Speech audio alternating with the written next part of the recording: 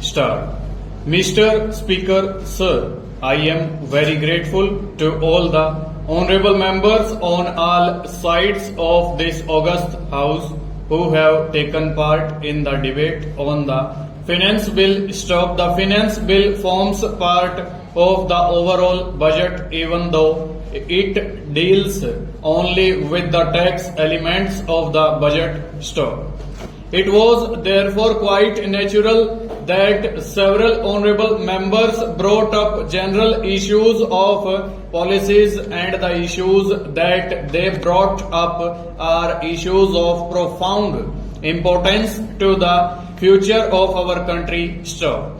For example, reference was made to the primacy of agriculture. Stop. Shri Chandrakar brought out the massive problem of land and water degradation in our country, which, if not tackled, will hurt the living standard of millions and millions of farmers living in our country on the edges of subsistence. Stop. Shri George Fernandez brought out the issue of regional imbalances, and these regional imbalances should be a source of concern to all segments of this house. Stop. Reference was made to the growing problem of unemployment. Stop. This again is an issue which ought to be the concern of all segments of this house. Stop.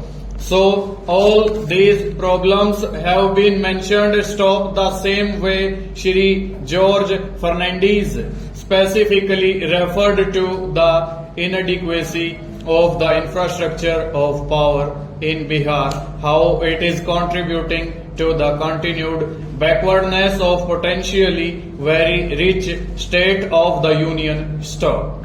All these are very live issues, and these must be tackled if this country is to achieve its full development potential, if the aspirations of the people of this country for a better tomorrow are to become a living reality. Stanza. But how is it to come about? Question mark. I submit to this august house that these aspirations cannot be given a living reality if the fiscal mess in which we have got into is not set right. Stanza. India today has unsustainable fiscal deficit, and this is a point on which all shades of public opinion, all shades of economists are agreed. Stop.